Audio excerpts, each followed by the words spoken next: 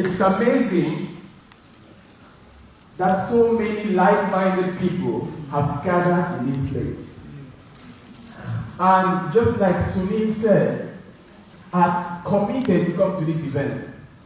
And then I realized my wife is due on the 17th of May.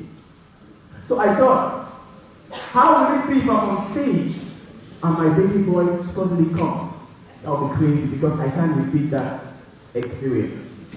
So I thought, okay, I read scientific research that from the 5th month, a child can hear the voice which you speak to him.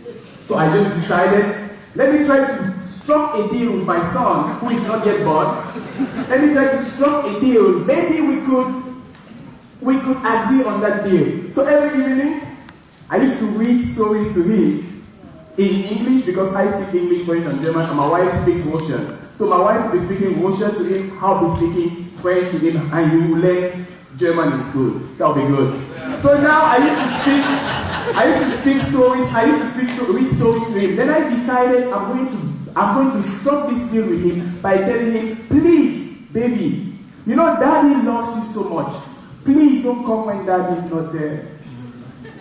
So I said that every day. And I'm just so happy that on the 8th, he realized daddy would be away in 2 days' time, and he came. So now when he came, he's in the hospital now with his mother, and I will pick him on Sunday when I return back. So when I was leaving the hospital, I looked at his face and I felt like, this child needs me. He's just 2 years old. How can I leave 2 days old? How can I leave this child alone now and I'm coming to speak on the stage? But I could see from his innocent eyes that the child was saying, Daddy, I'm new in this world, I'm still trying to cope. But you have made a commitment somewhere to go and speak out your heart to people who are hungry for something better. So Daddy, go and commit. So later on you can teach me what commitment is. Come on. So I came here. I've made a great commitment to come and stand in front of you today. And I want you guys to realize that this thing is not about us.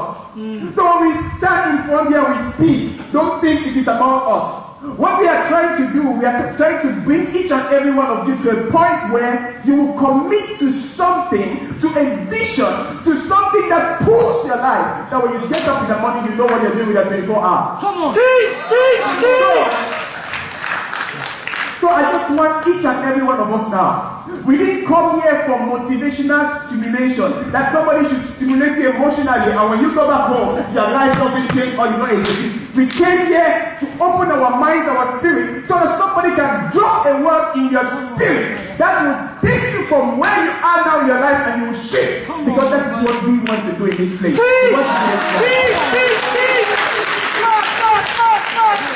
I want each and every one of you, just do me a favor, just raise your hand up and make a commitment to yourself, because I committed totally to come here today. So I want everybody in the audience to commit to himself. I commit to my success. Break it down, break it down. I commit to my greatness. And I commit to my vision. You didn't pay the price, of time and resources to come here, and when you go back home, your life has not changed. Then the vision of Integrity Limited has not been fulfilled. We want your lives to move forward, and we want you to move to another dimension when you leave this place. Now, yesterday, London, watch out, because Germany is speaking this motivational week in another dimension. Yesterday, I was at the University of Applied Sciences in Wiesbaden in Germany. I was giving a talk there, and I told the students about Integrity International event in London, and they were all excited, and they said, next time we're on the way. So London, watch out, because Germany is really ready for this thing. So now, I want each and every one of you to understand that seated here like this, each and every one of us, we are on a different level in our journey of life. Now, when we journey through life, what happens is most of us, We try to rely on external things. We try to rely on things because in our daily life we are used to using things like Navis, using Google Maps. So we try to rely on external things to navigate our life or to lead us to where we want to go. But what we've realized is most external things we use, they end up frustrating us.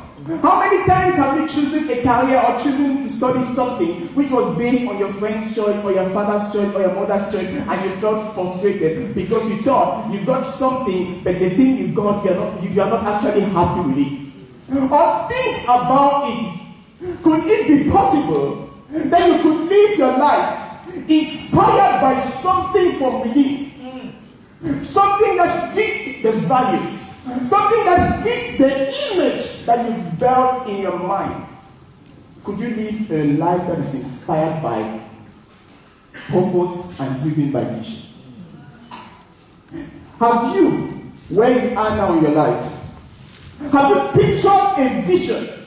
Have you pictured something that is so big, so big in your mind's eye, that when you get up in the morning, you can't do anything else than to move towards that thing? Because unless you become uncomfortable with where you are, you will never leave that place. So you have to become so mad of where you find yourself now, so you can move by vision. And most of us think, I need more motivation. And some things, motivational speaker motivate me. The motivational speaker can motivate you, but I'm sorry. My question to you, what do you need the motivation for? Because I think motivation has two purposes. Either the motivation activates something in you that causes you to take action, or the motivation fuels the action you're already taking. So if you need motivation, what do you need it for? Are you already taking action towards the vision? Or do you just need motivation for motivation's sake? And some people will say, but vision, what is vision? Yes, vision is like what happened 9 months ago. I was in the living room, and my wife shouted, darling, look. Okay, I'm called Roland, but at home my name is Darling, and my last name is Sweetheart. So, if you hear darling at home, it's me. If you hear sweetheart at home, it's me. So I'm darling, sweetheart. So my wife shouted, darling, look. And she pulled out something like this, small slide. I mean, I just painted this one. So when I looked at her, she said, I'm pregnant.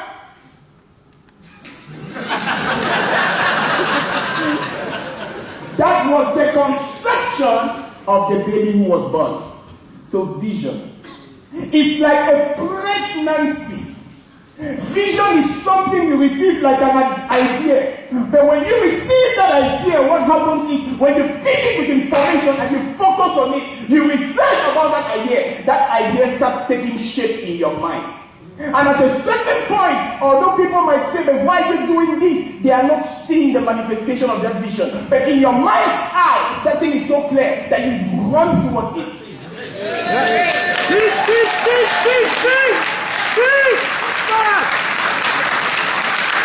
So, as she got that pregnancy result, our lives changed, and vision will change your life. We used to go on bicycle tours, riding close to a river. We can't ride bicycles anymore if she's maybe 3 months pregnant or whatsoever. She cannot do such things. We used to go and eat sushi. We used to go and eat sushi, and I'm going to tell you a story about sushi and what sushi taught me about vision. Please, excuse me, there is sushi and there is running sushi. I didn't know the difference. But I realized that running sushi is, I went with my wife to a sushi restaurant. She wanted to introduce me to it. As African, sorry, I'm not used to sushi. It's raw meat or raw fish. So I'm not used to that. So my wife convinced me, let's go and eat sushi. I said, okay, let's go. So when we went to the sushi restaurant, and I took this sushi, I tried it out.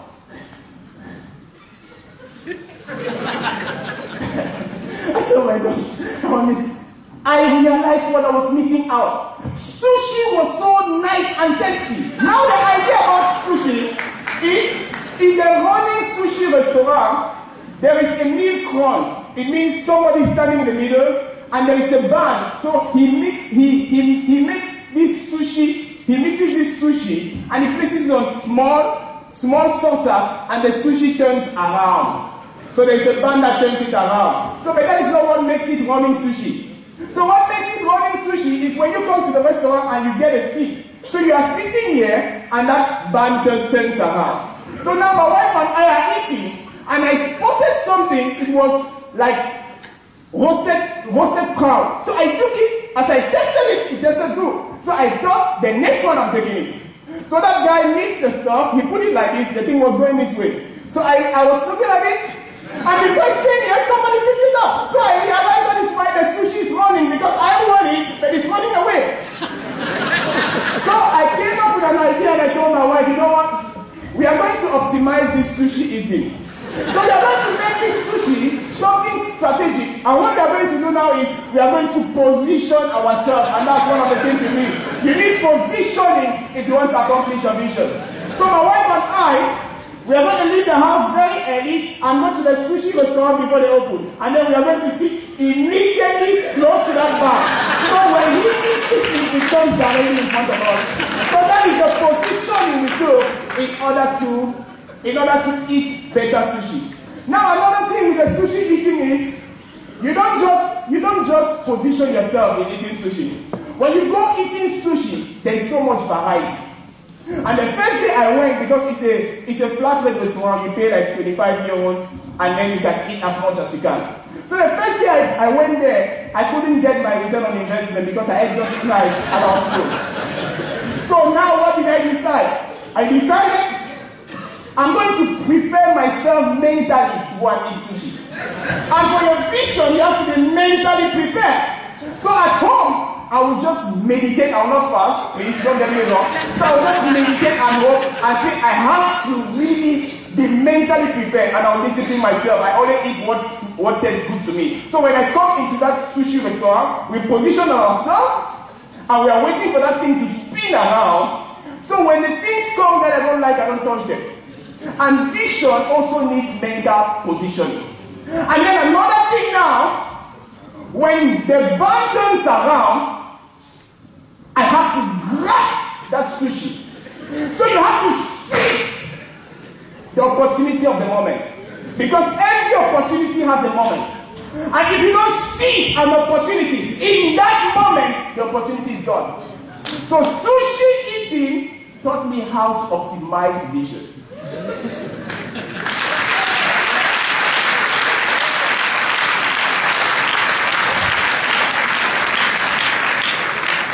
Now, the question is, there is a story of a king.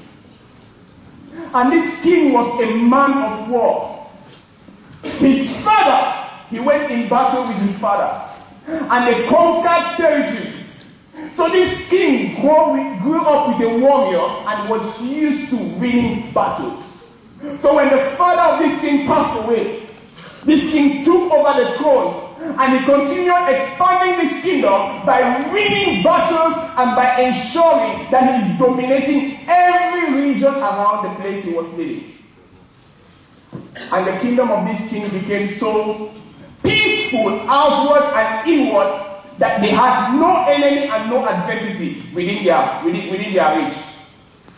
And this king also perfected what we might call today social system. It means every person in the kingdom had the opportunity to be treated normally.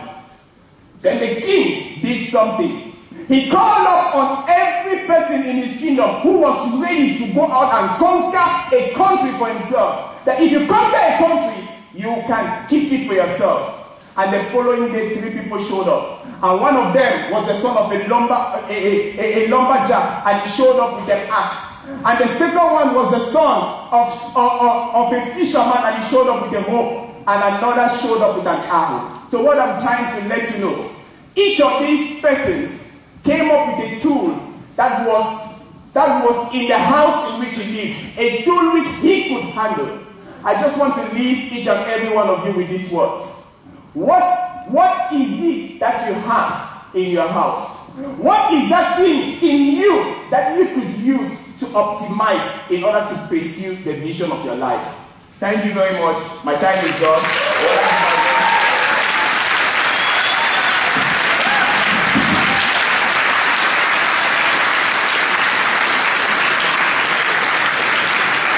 That's what we're talking about.